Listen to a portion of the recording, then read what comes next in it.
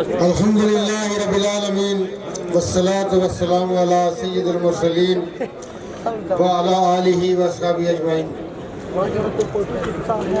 Stage کے اوپر تشریف فرما بلکہ میرے دائیں طرف کھڑے ہمارے بھائی جناب ڈاکٹر انصر عبدالعلی صاحب، جناب سردار میر اکبر خان صاحب، جناب چودھری اخلاق صاحب، جناب ملک ظفر صاحب، جناب رفیق نیر صاحب، جناب بٹ صاحب کو آپ نے سنا نا، میں نے کہا تھا ہماری بہن بیگم امتیاز نسیم صاحبہ اسٹیج پہ موجود، ڈپٹی سیکرٹری جنرل پونچھ سردار مرتضیٰ طاہر صاحب، اور بھی اسٹیج پہ ہاں ہمارے بھائی ہم نے بلایا ان کو، بلکہ ان کے بغیر تو ہمارا سفر ادھورا ہوتا ہے۔ آپ ہمارے آگے بھائی پہنچے ایس ڈی ایم میں کی، گاڑیاں بھی تھیں لیکن ابھی ایس ڈی ایم میں آئے، انشاءاللہ آپ دیکھیں گے۔ جناب چودھری اکبر ابراہیم صاحب، سردار طاہر اقبال خان صاحب، اور یہاں پہ جتنے بھی ہمارے بھائی بہن ہیں آپ لوگ موجود ہیں، السلام علیکم۔ آپ سے گزارش ہے کہ ایک دفعہ درود ابراہیم پڑھیں۔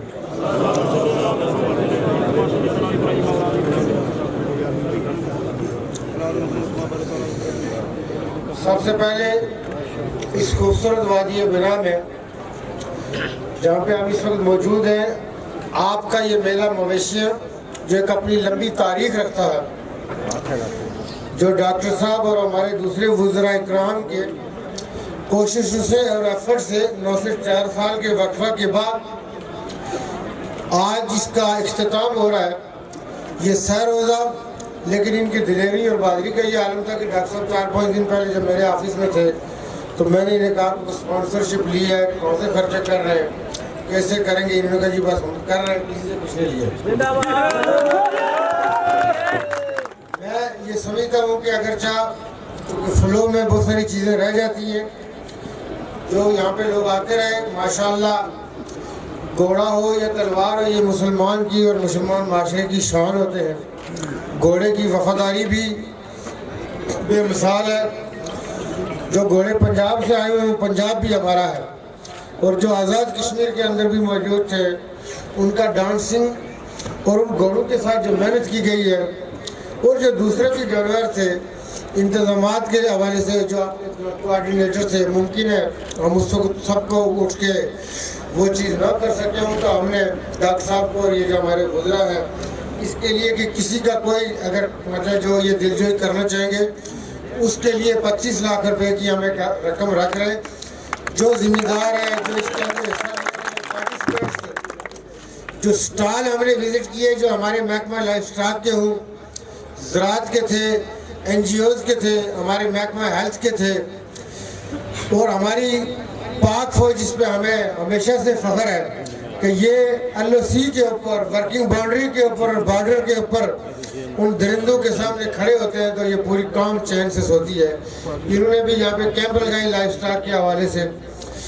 اگرچہ ہمارے جو محکموں کے تھے اس میں بھی ان کی خدمات میں سمجھتا ہوں کہ مثالی خدمات ہیں، لیکن یہ چونکہ آج کا مختصر پروگرام تھا جس میں زیادہ تفصیلی نہیں ہو سکتا تھا۔ ہمارا اس اپنے ضلع، ہمارا کوٹلی اپنا گھر ہے، آزاد کشمیر کا سب سے بڑا یہ ضلع ہے۔ آپ لوگ جو کھوئی رٹا کے حوالے سے ضلع کا مطالبہ کر رہے ہیں، جو یہ وزراء اکرام جو دائیں بائیں میرے بھائی موجود ہیں، ہم چونکہ ایک ٹیم کے طور پہ کام کر رہے ہیں، چونکہ اس پہ ہمیں پہلے تبادلہ خیال نہیں کیا تھا، لیکن اگر ان کی یہ خواہش ہوئی جس کے لیے آپ نعرہ لگا رہے تھے تو ہم آپ کو کھوئی رٹا کو ضلع کا درجہ دے دیں۔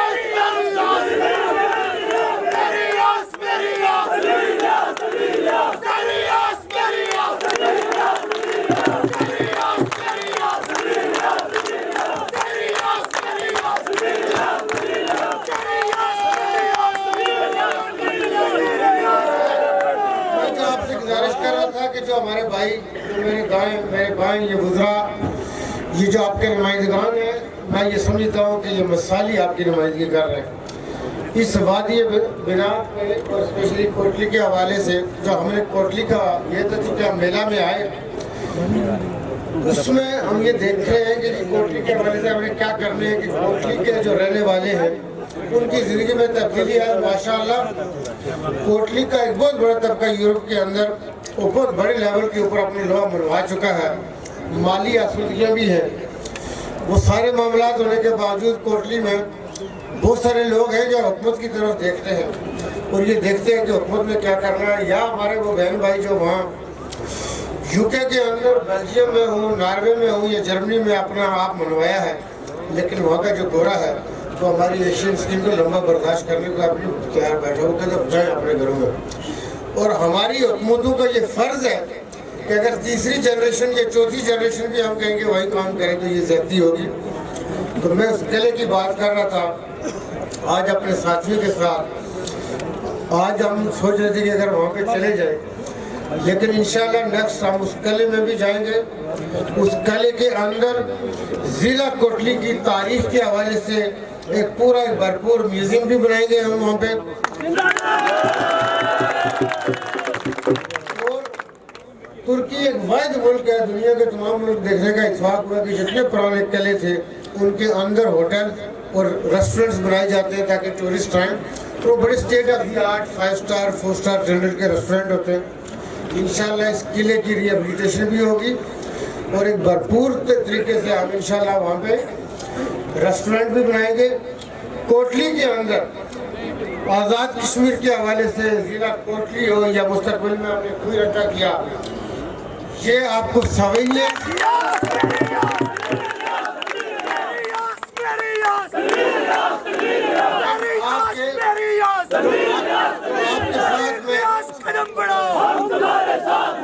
آج جب ہم آتے ہوئے ضلع کوٹلی کی حدود میں داخل ہوئے تو میں اپنے ساتھیوں کے ساتھ ایک یہ بات کر رہا تھا کہ یہ چونکہ آزاد کشمیر کا اس وقت بڑا ضلع ہے, اگرچہ ہم اس کو دوسری اکائیوں میں لے بھی جائیں, آزاد کشمیر کے تمام اضلاع کے حوالے سے ہم یہ فیصلہ لے چکے ہیں. وہ صرف اسمبلی کے اندر نہیں تھا, ہم تمام ان اضلاع کی اربن پلاننگ کرنے جا رہے ہیں. اور آئندہ 2050 میں جو ہم لوگ یہاں پہ زندہ ہیں, ممکن ہے جو بچے یہاں پہ ینگ کھڑے ہیں ان میں سے کوئی زندہ, لیکن جو ہم اوپر کھڑے ہیں ہم میں سے تو کوئی نہیں ہوگا. لیکن آنے والے ہمیں جس نام سے پکاریں گے وہ انشاءاللہ ہمیں دعائیں دیں گے. آزاد کشمیر کے 5-6 بڑے اضلاع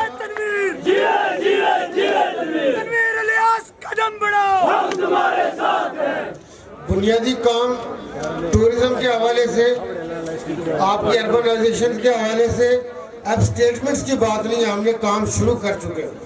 آپ کو انشاءاللہ آئندہ آنے والے چند ماہ میں اپنی اس حکومت سے میں نے یہ کہا کہ میں جب آپ کے سامنے اس سلیکشن کمپین میں آیا تو آپ لوگوں نے یہ کہا کہ ہماری آس, تو میں یہ کہتا ہوں کہ جب میں آپ نے مجھے اپنی آس بنایا, امید بنایا, اور میں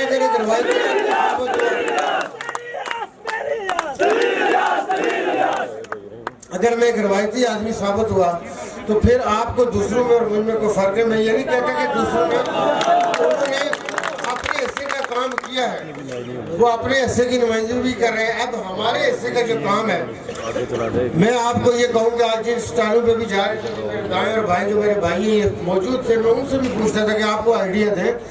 عقل کسی کی میراث نہیں ہے. اللہ تعالیٰ نے عقل کو کسی ایک گھر میں محدود نہیں کیا ہوا کہ اسی میں ہوا کرے گی یا کسی خاص آدمی میں. ہو سکتا ہے کہ کوئی ایسا آئیڈیا آپ کے پاس ہو, میں اوور لک کر رہا ہوں, آپ اسے مجھے دے دیں, ہم اس آئیڈیا کو آگے لے کے چلیں. یہ جو جمہوری حکومتیں ہوتی ہیں جو for the people from the people کے لیے جو ہوتی ہیں, تو اس کا مقصد کیا ہے؟ آپ کی یہ حکومت ہے, آپ ہمارے ساتھ مشاورت کریں, آپ بتائیں گے کہ آپ کی زندگی کیسے بہتر ہو سکتی ہے. کوٹلی کے حوالے سے بھرپور, کھوئی رٹا کے حوالے سے اس سے بھی بھرپور, بھمبر کے لیے, میرپور کے لیے. میں اپنے بھائیوں کو یہ کہتا ہوں کہ بھائی آپ بتائیں آپ نے کیا کرنا ہے. یہ پیسہ میں نے اپنی جیب سے تو نہیں دینا, یہ اس کام کا پیسہ ہے. اور آئندہ آنے والا آزاد کشمیر کا انشاءاللہ ہم جو بجٹ ہے, کوشش یہ ہوگی کہ جو ہمارا اس وقت ترقیاتی بجٹ ہے اگر اس سے ڈبل نہ کر سکے, لیکن ہم اس میں 70-80% اضافہ کریں گے. اور یہ پیسہ آپ پہ لگے گا. اب आपकी स्कीमें खाई नहीं जा सकती। ये हम थोड़ा सा उसको जो बोलते हैं सख्त अल्फाज इस्तेमाल करना नहीं चाहते, जो कि हिकमत से काम ले तो मेरा हाल है आपकी भी भलाई होगी, हमारी भी भलाई होगी, लेकिन आपको लगेगा कि हमने बंद कैसे बांध दिए। तो यहाँ इस सरजमीन में जहाँ पे हम खड़े हैं, चूँकि ये मेले के हवाले से था, आइंदा चंद दिनों में हमने अपने साथियों की मशावरत के बाद जब जिला कोटली में हम आएंगे, कोटली के हवाले से जो इन्होंने बड़े पैकेज चुके बेहतर जाएंगे। लेकिन मैं ये आज आपको ये ऐलान करके जा रहा हूँ कि जो प्रोजेक्ट ये लेके आए, मैंने किसी प्रोजेक्ट को रिजेक्ट नहीं करना, अप्रूव करना।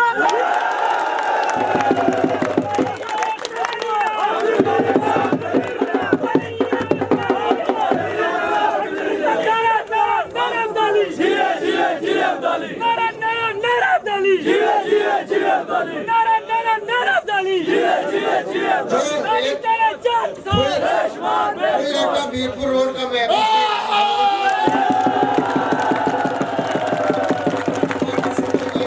आपने देखा कि मैंने वजारत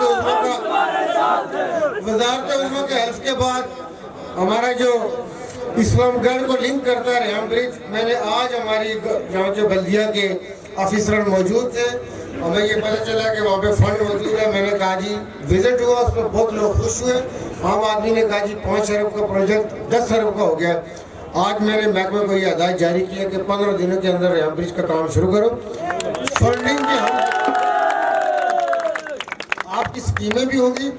आज के दिन के हवाले से जिस वालियाना मोहब्बत का, जिस जोश का और जिस एहतराम और रिगार्ड का आप लोगों ने इज़हार किया, आपने उस तरह हमें रिसीव किया, वो हमारे ऊपर कर्ज है, उसका आपको इंशाल्लाह जवाब मिलेगा। जो मैंने कह दिया कि इन लोगों ने जो चीजें लाई वो आपकी हो जाएंगी। इसलिए एक चीज जो कि हम यहाँ चेक कर रहे थे, जो आज छोटी मोटी चीजें हमें दिखाई गई सनतों के हवाले से, कि हम देखेंगे कि आया हमारी स्मॉल इंडस्ट्री ने जगह एक्वायर की या नहीं की, अगर नहीं की अगले 2 माह में हम आपकी स्मॉल इंडस्ट्री के लिए यहाँ आपकी स्मॉल इंडस्ट्री का काम शुरू हो जाएगा। हमारे नौजवान को माली मावनत भी आपकी हुकूमत फराहम करेगी। और हमारा टारगेट ये होगा कि जो आज़ाद कश्मीर में पिछली हमारी गवर्नमेंट राजा फारूक अदर खान साहब ने एक बहुत बड़ा स्टेप लिया मालियाती खुद मुख्तारी के हवाले से।